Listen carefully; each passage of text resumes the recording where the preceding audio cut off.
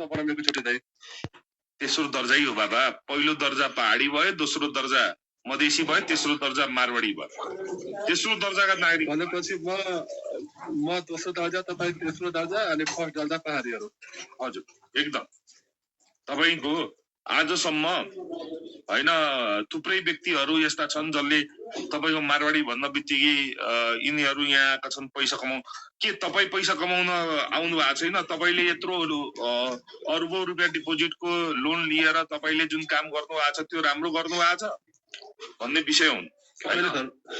पैसा कमाउने पनि एउटा स्किल चाहिन्छ नि सर।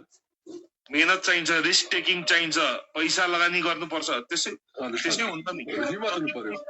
यस्तो छ कि यथार्थ भनेको यहाँ हुन्छ कि यथार्थ, र यथार्थलाई बोल्न सक्ने क्षमता हुनुपर्छ मान्छेसँग हैन।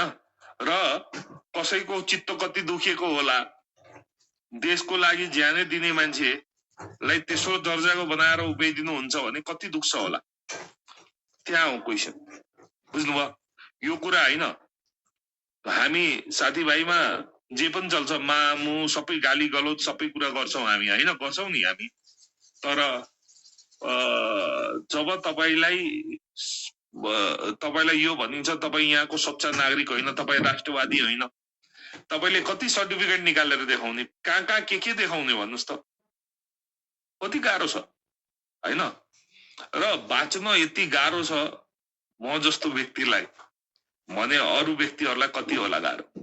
तिनीहरूको दुःख सम्झेर पनि मैले यो लडाई लड्ने निदो गरेको छु। यो लडाई लड्छु नि, यो लडाई छोड्न सकिन्न हैन।